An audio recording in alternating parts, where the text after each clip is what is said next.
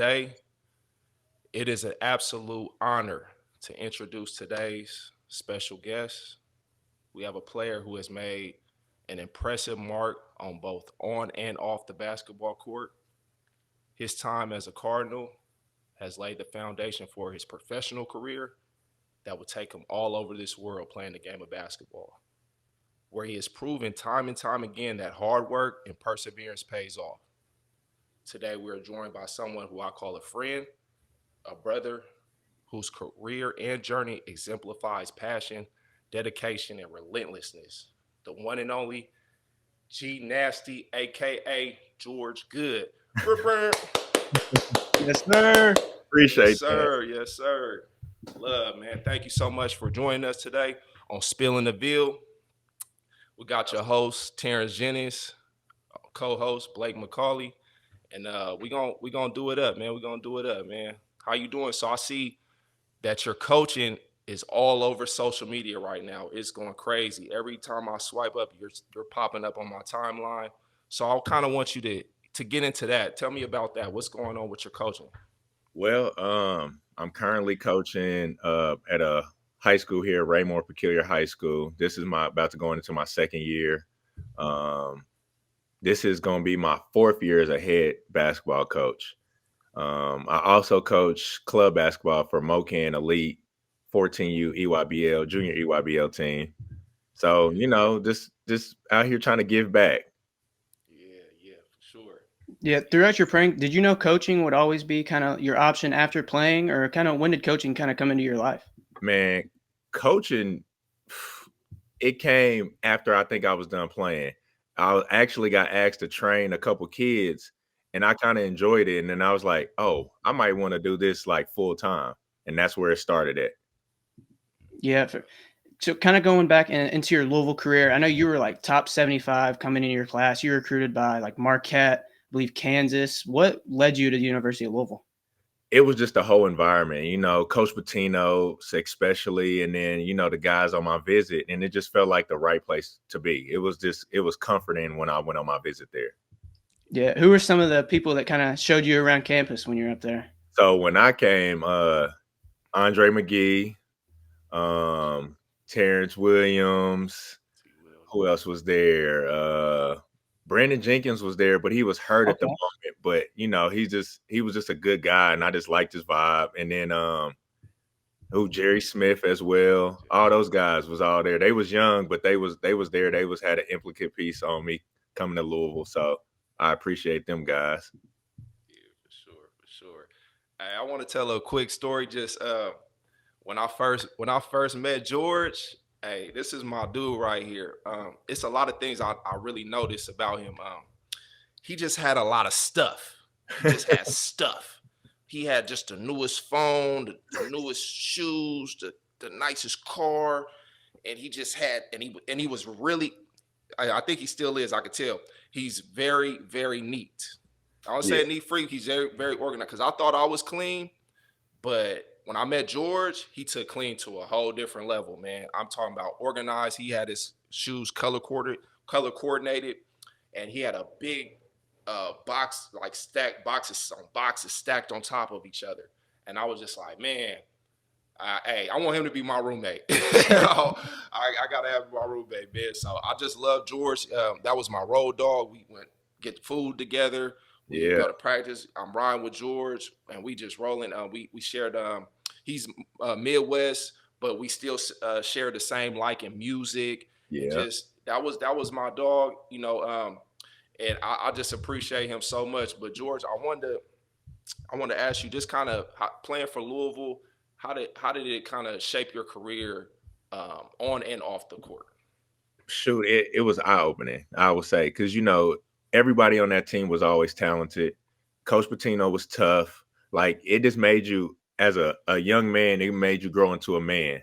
Like, every day, it was always a challenge and an opportunity at the same time.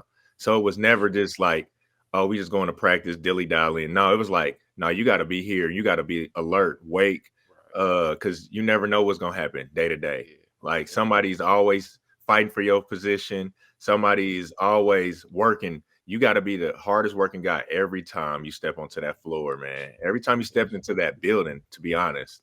Right, for sure. Yeah, so, I mean, those rosters when you came in, I mean, you're battling every day against Terrence, Samardo. I mean, what were those Individuals were practice crazy. environments? Yeah, what was those practice environments kind of like? Tough. I can't lie. Like it, you know, like you just said, Samardo, TJ, Swap. It was somebody Earl Clark is somebody every day. Like you just never knew what it was gonna be like every day.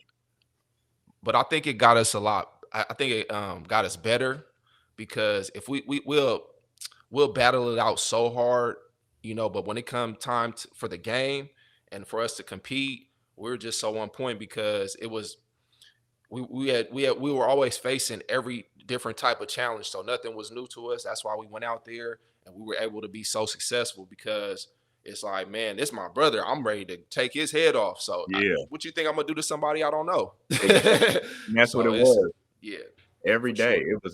It was a battle. And like, Mhm, and the thing was, and I always remember this, and I tell my kids when we practicing, mhm, practice got to be harder than the games. for sure. It got to be harder. So if Yes, you're not going hard enough, then we're not preparing how we should be prepared.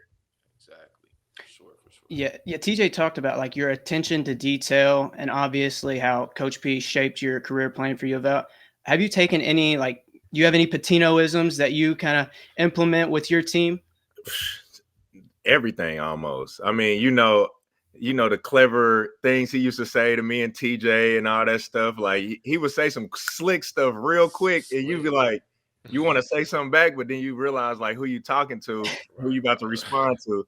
But it's like things like that, and just like you said, the attention to detail. Like I'm so like locked in to like I'm watching so much basketball and trying to implement things, and I'm going through the processes. Like everything in practice is always a build up.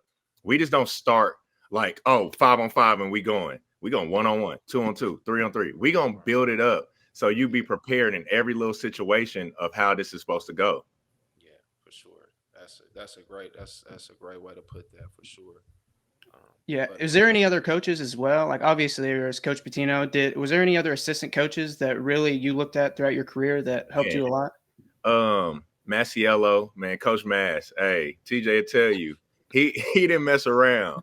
And I just removing myself from being a player and like looking back on things, yeah, and you notice like how many big parts he played in implementing things, like things that Coach Pitino didn't see or didn't say, he said it. Like, and that was always how it was. Like all those assistants, everybody that was around, they always had like they had the next answer. So if he didn't have it or he didn't see it, somebody else had it. They like so the attention to detail was always on point. And me as like one head coach now, like I try to do that with my assistants. I try to do that with myself. Like I got to always be paying attention. Like I'm not looking at that play. I'm looking at 3 plays ahead all the time. Yeah, kind of brought Masiello up. PK told the treadmill story the last interview we had. We'll give you the floor to kind of defend yourself or kind of get back at him right here if you want to. Are we talking about the individual one? Yeah. Oh man. Hey, so I tell people this story all the time too. It's crazy because I'm like, we played Notre Dame and we lost by 30. All right. So the rule was, TJ, wasn't the rule like if you played 10 to 12 minutes that you didn't have to do individuals? If you did play. I don't know. I remember some of that aspect. Yeah. Go So ahead, elaborate. it was like that rule. I feel like that was a rule. We got back like 2 a.m.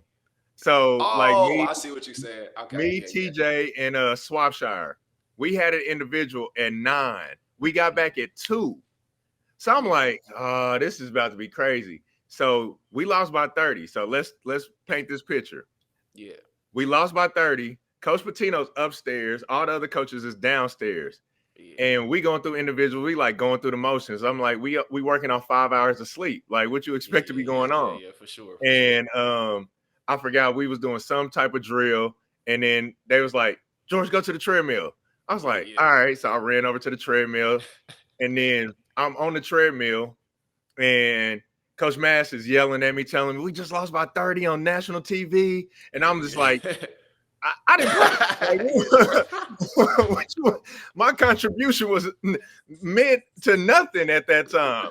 Like I wasn't out there, and he's like, "Oh, okay." And then he's like, "It was level 10." Then he's like, "Level 15 for 20 minutes." I'm like, which is "Man, crazy. this is tripping." All right, I'm running. Crazy. He's like 30 minutes. I said, "All right."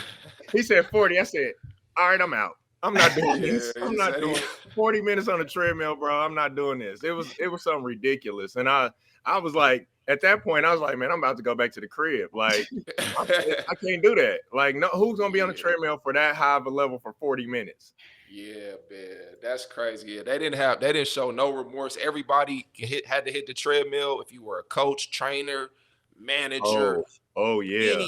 Everybody get it. So nobody was exempt from the treadmill, bro. Everybody. I done seen everybody be on the treadmill. Right. It was crazy. You brought up Notre Dame. It made me think of that Kyle Couric dunk. I know that wasn't the 30-point blowout. I know Terrence was the first one down the court when Kyle. I think he got a technical for staring at the guy after the play. I was like, do you remember anything? Yeah, I remember that game. I remember that game vividly. Like I was like, oh, because we could probably go back and see some film. I'm on the sideline going crazy. Like, oh, Notre Dame's bench is going crazy. Notre Dame, it's in front of them. And they're like, oh my Lord, what just happened? I cannot believe they just did this to us. And you got to think that was like pre all the new celebrations and everything, and people was just, the reaction was crazy. Yeah, for sure. I kind of wanted to get in just like, I wanted you to talk about who has been like the toughest opponent you played against, and what made them so challenging. Oh, like when we was in college, just somebody that you can remember. I had a few different players. You brought up Anuaku a couple times. Anuaku, he was, I remember Coach P getting on my head about letting them get those seals and those duck ends on me. I remember, even like who else? Kimba, he wasn't out of my position. Kimba Walker, Flynn, you got Johnny Flynn from Syracuse. We played a lot against a lot of talent, a lot of guys. Some guys played NBA, some still in the NBA to this day. Some overseas have immense jobs overseas. So kind of get into just who has been the toughest player that you played against, just briefly. Man, so I had 2 Fareed run-ins. I didn't even think about Kim. I had 2 Fareed run-ins. So, and I don't even think TJ remembers. So my first game, because I redshirted my first year. My first game was against Morehead State. My second freshman year. And that's the time I'm like, oh, all right, I can play. Like, I had good stats. I played some good minutes. I'm like, all right. But then we played him in a tournament, and that man was a different person. Like, a different person. This was the 14 and 18 Kenneth Fareed. So he was one of them guys. I'm like, man, this dude don't stop going. Like, right. To beat Hasheem he's super tall. Oh my Lord. Adrian. Oh my! We played that UConn game. I said, Sam Young. See, he was athletic. I had to see Sam Young overseas one time too, and he was not messing around. He was getting straight to it. For sure. Who else, man? It was a few guys, man. It was always somebody in the Big East. Like, every night you had to run into somebody. Goode. That awkward how he played. That was he played super awkward. Yeah, that was tough. Damn, man, it's so many people. Like, the list goes on. Like, every night was a challenge. I can't even lie to you. And then shoot, every day in practice, playing against TJ Samardo, Earl Clark, like, you don't get no passes ever. You don't get no passes. We was going crazy, man. We made each other better though. That definitely for sure. Yeah. So so what part of your game did you really take the most pride in? Oh, you you I you thought already you were a know. great. I thought you were a great shooter. I, Yes. I I thought you were the best big man shooter ever. Touch the floor. I'm like George getting it up. He didn't because he can see over his defender, so it didn't matter kind of if you were there or not. He still can get it off. Great pull up game. Great jump hook. Shot blocking. Yeah, George. He was about what 6'10". He's 6'10", but 6'9". Yeah. hey, 6'9", but he's out on the wing and he's getting them. He's getting shots up, and they And that's going in. and that's what people didn't like at Louisville. People didn't really get to see it a lot until like Yeah, the end because right. it was more in that era. It was traditional big man. Mhm. Like the stretch four wasn't a thing yet. So, Yeah, but them in practice and the individuals, they knew like, yeah, hey, now George gonna shoot that mug every yeah, time. Like, and they would always be like, Coach, like, was it Richard? Remember that one time we had the individual one-on-one thing, and Richard was yeah. getting mad at me. He was like, You drive the can't shoot. ball. I'm like, he's not coming out here. I'm gonna shoot it every That's not time. what he do. He let that thing go. But yeah, that's what he do. And I want to reference. I know we're gonna probably reference it later on, but one specific game, that UCF game, Yes. Central Florida. Hey, I think everybody got all the bigs got in foul trouble. Everybody was just, and I was playing bad too. George came out there and lit it up. JB Creative, your trusted website designer and content creator, making your brand stand out from the rest. From web design and SEO to brand development for your business, JBC's got you covered. Let's go create. I was And like, like go! two I was games. cheering them on. George went crazy, man. And we won that game, I believe. That's when Gilchrist. They Yes. had the Gilchrist, Augustus. Augustus Gilchrist. Yes. Tough Tough. player. He was a tough Tough. player. George was lighting it up from out, and he didn't touch the paint not one time. Not at all. Like I'm cool on that. Like, hey, I think they might have been playing a zone or something weird. Yeah, Russ kept getting to the paint, kicking it to me, knockdown. knockdown, straight up. Go ahead, Yeah, Blake. you won a Big East championship. Is there any moments throughout your U of L career it's like you couldn't really believe you were in that moment at all, or like surrounded by somebody in that certain time period? That year when we won the Big East tournament, Big East conference, and then we was number one overall seed. That was a amazing year. You wouldn't know that we lost to who was it? Western Kentucky the earlier that Mm. year. People don't even remember that because we just like took off. Yeah, Yeah, I think that was the first time in history that 3 of the 4 1 seeds came from the same conference, and that Yeah. was the Big East. And I remember that just tournament in general, that Big East tournament was it was a gauntlet. Yeah, and I mean, crazy. I can't say nothing. We won it, but that 6 overtimes might have helped a little bit. I ain't gonna say nothing about that. Remember that? That was crazy. Yeah. Devendorf, and Yeah. Yep. Is it? Yeah, no, is it? That's Devon. Yeah, I Yeah, think we- that's Paul yeah. Harris. Paul Harris, all those guys. And I remember we were up. I was trying to stay up and watch that game. we was I'm like, roommates. We was roommates. yeah, okay, yeah. we We was was there. roommates. And George, I think we was nodding in and out, but I think George was on it. Yeah. I was falling asleep, and I woke up. I'm like, they still playing? Yes. And I couldn't. But it was that was probably the most amazing game I'd ever. I wish I was, because I was literally probably across the street. I could have, but I was trying to rest for the game. But I was like, man, that was really amazing. Those guys were playing till almost 1 in the morning, 2 in the morning. They did. They did. Yeah, And I was for sure. watching, and I was like, man, who we gonna play tomorrow? Who we gonna play? Because I was thinking, having them flashbacks of us playing UConn earlier in the year. I was like, I really don't want to play them. I won't play UConn, man. UConn was tough, man. Yeah. But So, Syracuse, we know we can get them, just get in that zone. Yeah. And we had their number. So that was a big part of it. Yeah, I think it was between your freshman and sophomore year. You made the change from 22 to 0. What kind of went into that? So I had got hurt.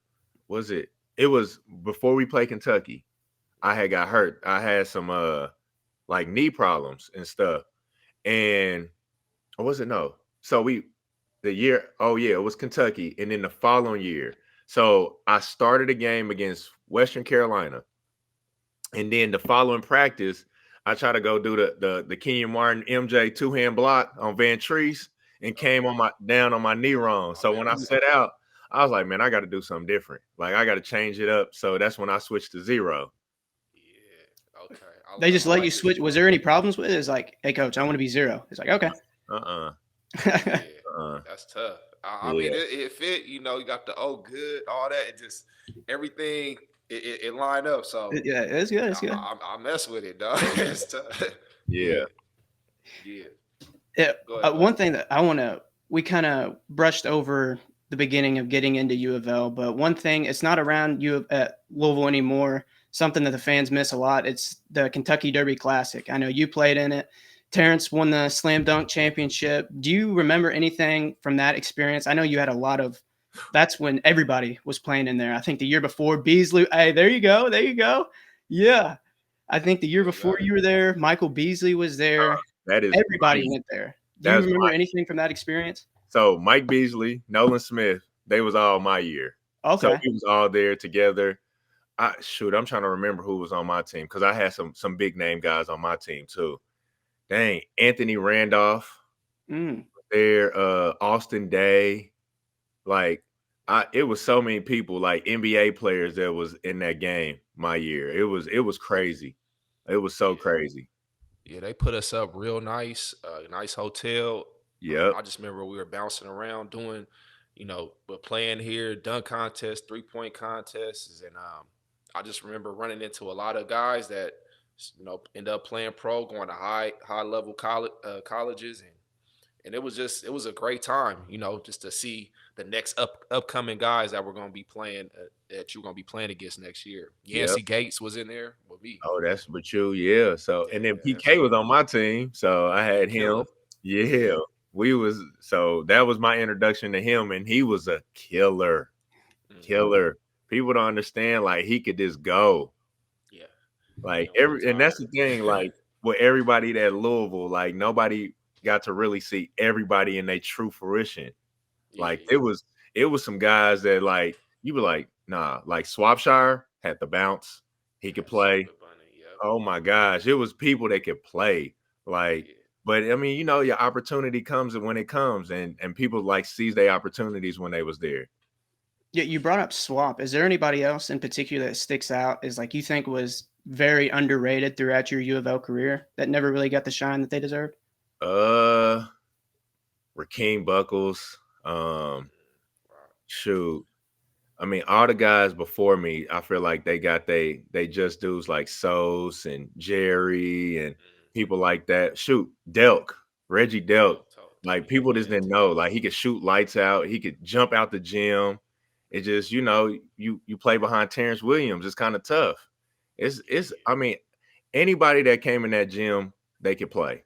That's what people didn't realize. To the last man, like Tim Henderson, walk on. Tim could play. He could play, man. I always liked Tim's game. He was deceptive. He didn't look like when I first saw him, I'm looking at him like what are you gonna do, man? He got out there. He got hang time. He got good finish. He has great patience. He's strong too. Yeah, I like Tim. Louisville wouldn't have won that national championship if it wasn't for Tim. I mean, he came in that Wichita State game and he lit him on fire. And it's people like that. It was guys like every year was guys like that. And that's that's before the portal. So everybody was sticking around. Like people rode it out to the end. And you would see like Stephen Van Treese, like he would show up and he asked TJ, he would give us our run for our money all the time. Steven, he's my bad, y'all. Yeah. It's guys like that. So I mean, you can't like anybody was on those rosters I was there from 07 to 11, like they could play. Yeah, for sure. They could play. Yeah, Stephen Van Treese, definitely high athleticism, run the floor. Then another guy that didn't get tired grabbing rebounds, focus on rebounds, didn't care about scoring. Yes. That's what it takes. You got to have guys out there that's gonna sacrifice and and help the team in other areas. So that's what he did. Mini Birdman, Mike Mara. Oh, Oh man, Birdman. Mike Merritt. Hey, he had some hops. He had some What? hops. What? That boy could jump through them Yeah. legs too. Didn't have no type of muscles, nothing. He just come just all natural bounce through the Oh, legs, had it. 360 whip. I'm like, dang. Yeah. I was really impressed by a lot of the guys. Well, we had a lot of guys that could shoot and could jump. And Kyle Curry, shoot, can jump. Mike Mary can shoot, he can jump. You know, all these guys that come in there are athletic, they can shoot, but they still are throw it off the glass, windmill. I'm like, man, it was just an amazing environment. You see, because you're in this little bubble and you're like, man, I'm the man. Then you get out, you get to college, and you see, no, it's all these guys out here that can do amazing things. So it just Sure. it made us better. It just made us better. Yeah. For sure. Yeah, that decision to transfer from Louisville to Fairleigh Dickinson, and you came up and played U of L again. What was that whole transfer experience like, and coming back to play U of L? It was great. I have no regrets with any of my decisions that I made during those times. Like, I would have loved to stay for a fifth year, but it just didn't work out that way. Like, Gorgie was there and they had a good recruiting class coming in. So I'm like, all right, like I committed to Mizzou.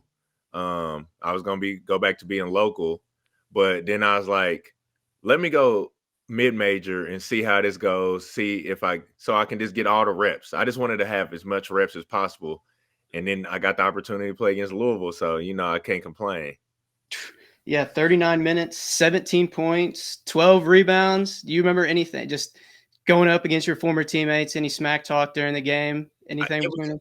To me, it was just practice. I'm like, I know all y'all. Like, this is just practice to me. And I was talking to Kyle, I was talking to Gorgie, talking to C. Smith. That was my guy. TJ talking to all of them. Like, it was just a fun experience the whole time. Just getting out there and getting to play. And then at the end, I got a standing ovation. And then me and Coach Pitino hugged at half court. Like, it was amazing. That's what's up. Yeah. That's what I like to hear, man. Yeah. Sure. Yeah, and now, I mean, we talked about it on our last show. It's a complete different era of college sports now with that whole house settlement. There's allegedly a salary cap now. Have you ever thought about what your career might have looked like if NIL was legal then? Maybe you transfer out and get a chance after your first year. Like, have you ever kind of thought of what might happen? He would have some bigger rims on that car. Yeah, big rims on that car, man. Probably. I probably had a different car with some rims on it. For sure. I can't say that I would or wouldn't have went to Louisville, but we don't know. We don't know what that landscape looked like. I mean, like I tell my kids now, and I tell a lot of people, it's like I probably would have made $1 million out of high school, like, or while I was in high school, like, because my skill set now fits more to today's game than it did back then. For sure. So it'd have been like, oh, like, no, we need him. 6'9" shooter, athletic. Oh yeah, we need him. Yeah, that's what it is. Like, a lot of the big men, the game's almost reversed. You got Derek Brunson. He's posting up, half court. The point guards are posting up, and the big men are expected to shoot more threes and pick and pop and knock down jumpers. But when we're playing, it was like you gotta rebound, run the floor, dunk, shot block. Yeah. No jumpers. What's a jumper? You don't take jumpers. Yes. Everything is in the paint. So it's definitely, George is 100% right. His game definitely would translate translate now, because he was a knockdown shooter. That's what they want. That's what they're asking these guys to come in that play professionally. They're like, can he shoot or not? Can he make free throws? So for sure, definitely. Yeah. Just wanted to take a second and give a big shout out to Best Way, home of the low price guaranteed, or it's free, where you can get all of your home furnishing needs on a deal. They have everything from smart refrigerators, washer, dryer sets, 86-inch TVs, PS5s, Xboxes, all the way to reclining living room suites and bedroom suites. Best Way offers so many ways to pay, from retail, rent to own, and even financing through Lendmark, with 2 locations in Indiana, 1 in New Albany, and 1 in Jeffersonville, 5 locations in Kentucky. Radcliffe, Dixie Highway, Hikes Lane, Shelbyville, and Shepherdsville. Stop by today and tell them that we sent you to get $100 off your new item. Now let's get back to the show. Terrence, he's got the poster behind him. He was all over the city with that poster, basically. I know you, I mean, in the programs, I've still got one of you and Preston senior night where you guys had posters of all you guys and they were handed out. It's like, what's your like kind of feeling? That cutoff was 2016.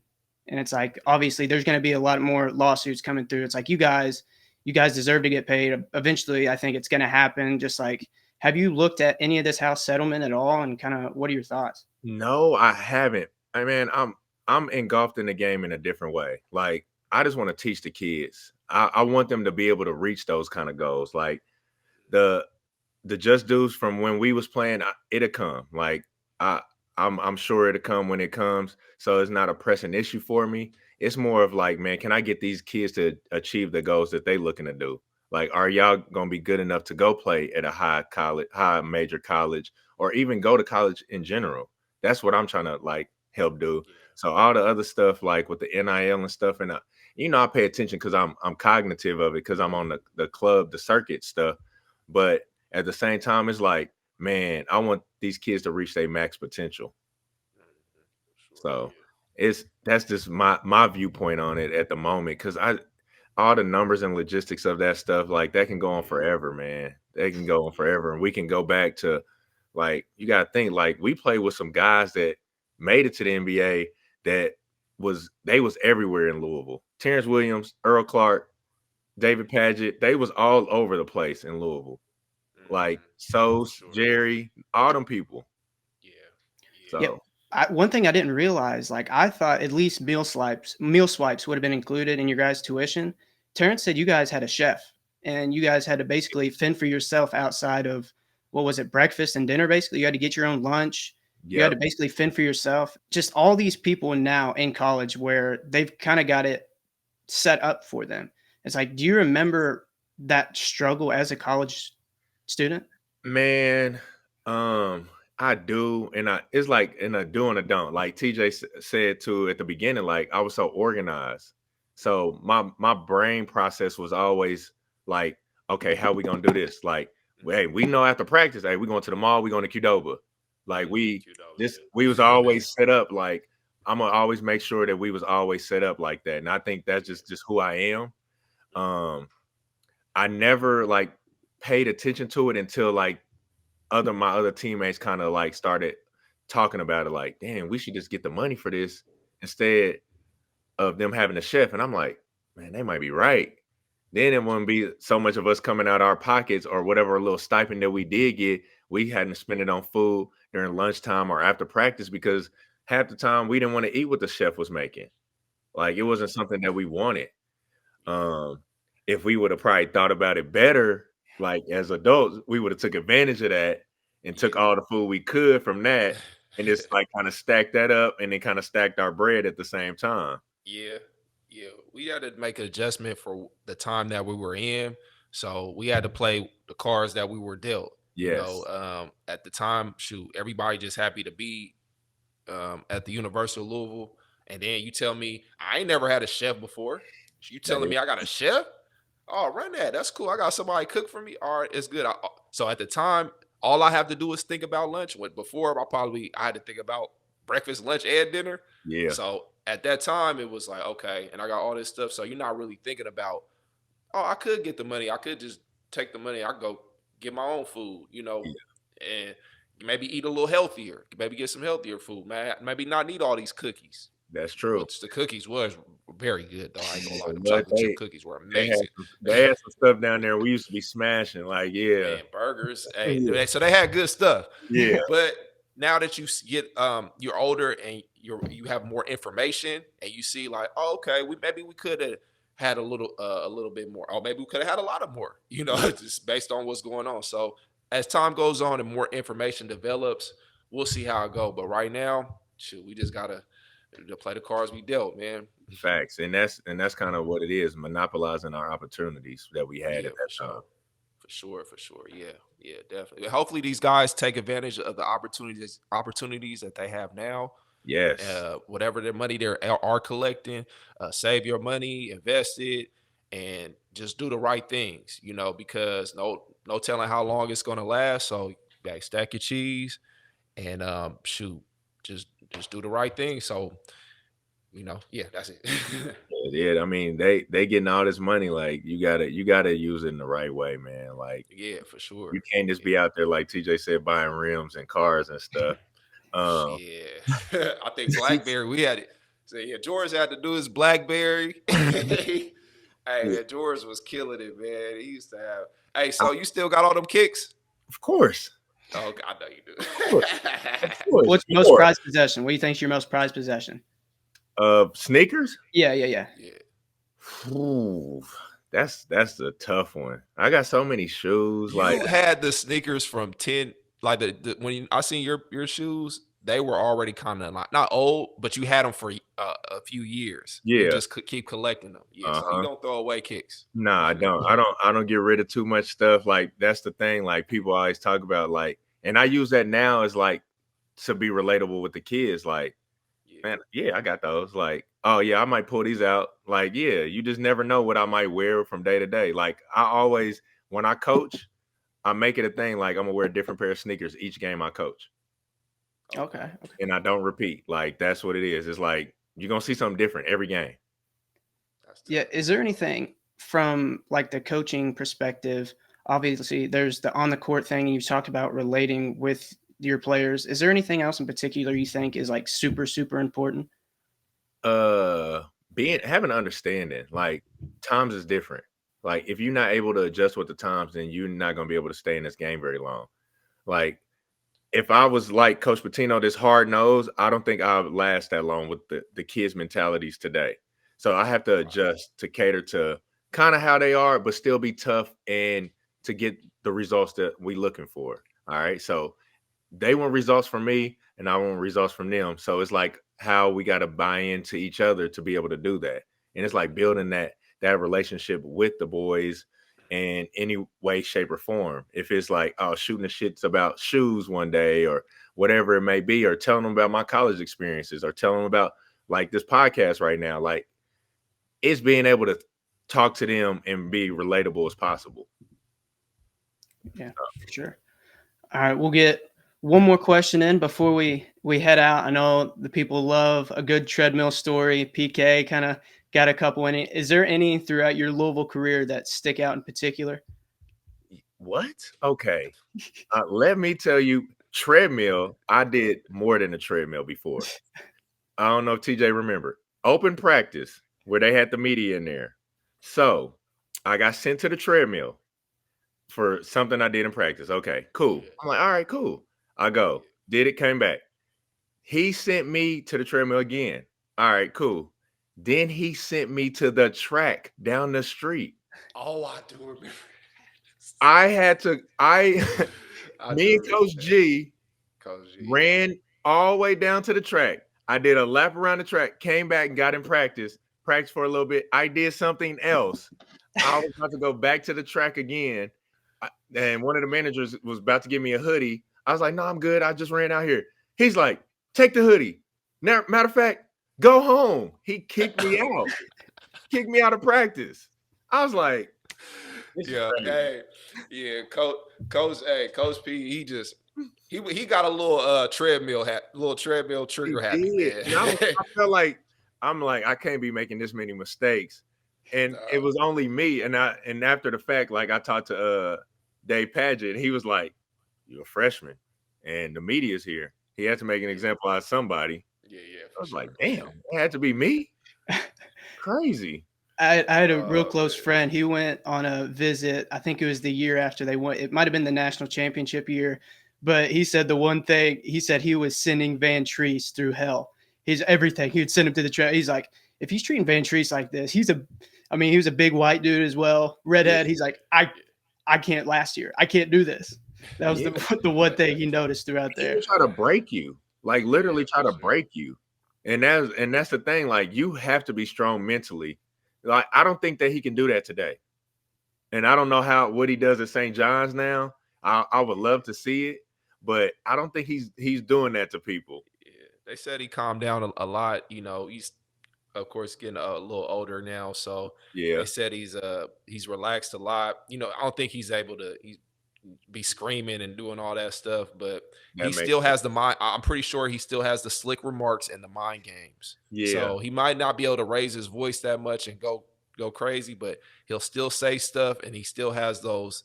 I mean, his that New York slick talk, that that stuff comes out, and he'll say something like, "Man, did you just say that to me?" yeah. But it's like, man, it's Coach P, man. You gotta kind of let it roll off, man. You do. And that's the Yeah, thing. I love that about him. He was gonna be yeah, true to himself every day. yeah, I, for sure, I for sure. respected that the most. Like people always ask me, because you gotta think, I'm from Kansas City, Missouri. Like Kansas and Missouri are the schools that everybody knows about. When I went to Louisville, like Rick Pitino, and they just see him on TV and they like, how bad is he? That's the first question everybody asks me. Yeah, I'm like, he not bad. He just don't mess around. right. Like he's trying to get the most results out of you. So it's That's not good. being bad. Like he's not a bad guy. He's not an asshole. He's just, man, I just need this because his job is on the line and then he's trying to make you better. Yeah, That's exactly. it. And you had to fall in line, and I respect it. He had a job to do. You're not gonna come in here goofing off, not working hard because everybody else is working.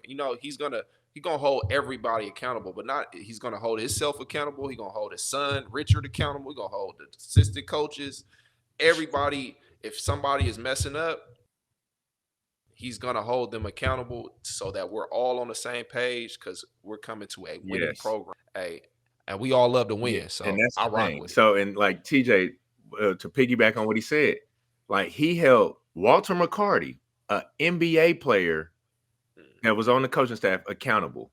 Right, Like right. when like you got to understand, like as a young man at that time, and like he played in the NBA, like Ron Mercer used to be around, he played in the NBA. It's like, and Coach Pitino, he didn't veer off no matter who you was. He was Right. always that way. No matter you could have made $100 million, he didn't Right. care. You Right. made $0, he didn't care. Y'all gonna get treated the same way. He gonna hold both people accountable. Right. Right.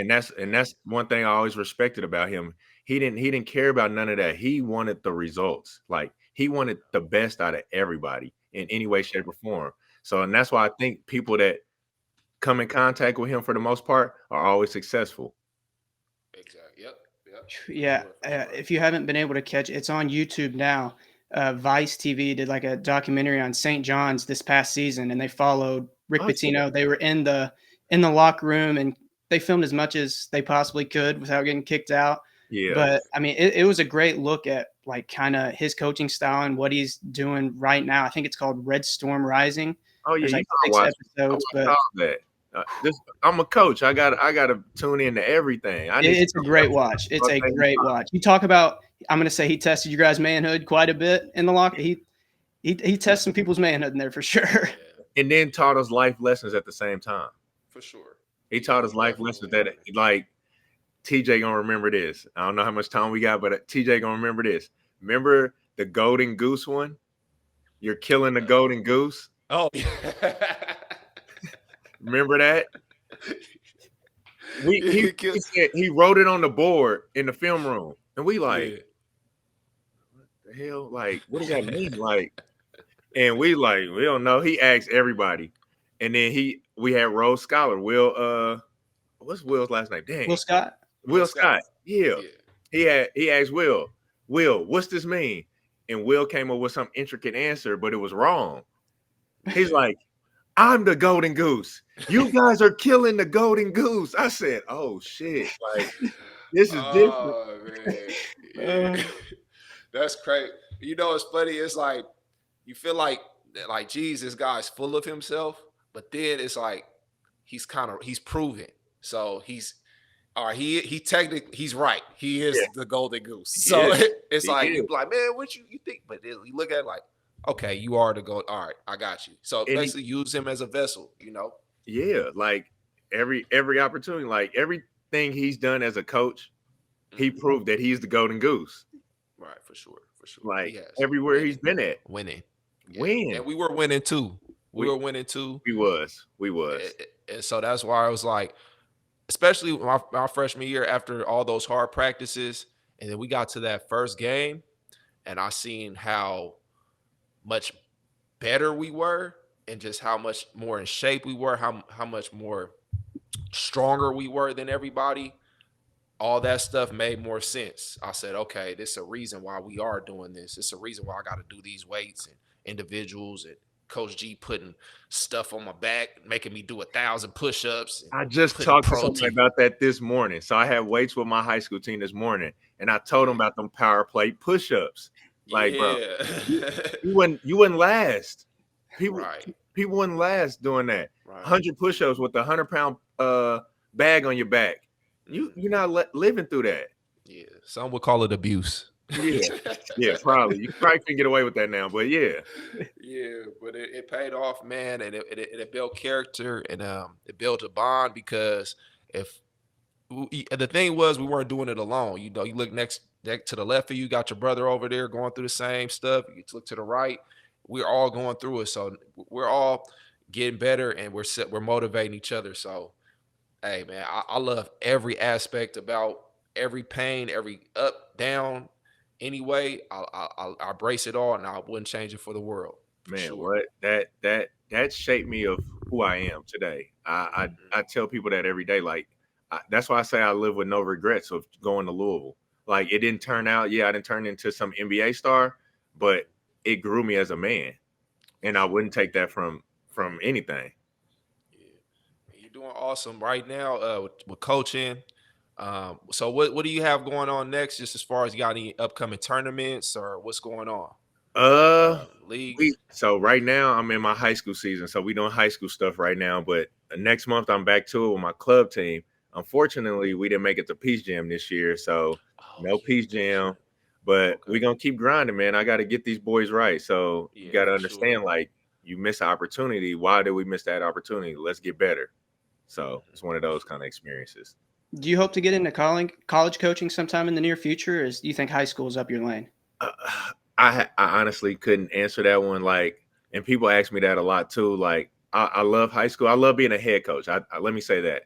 Like, I think that my voice in the high school realm is good right now.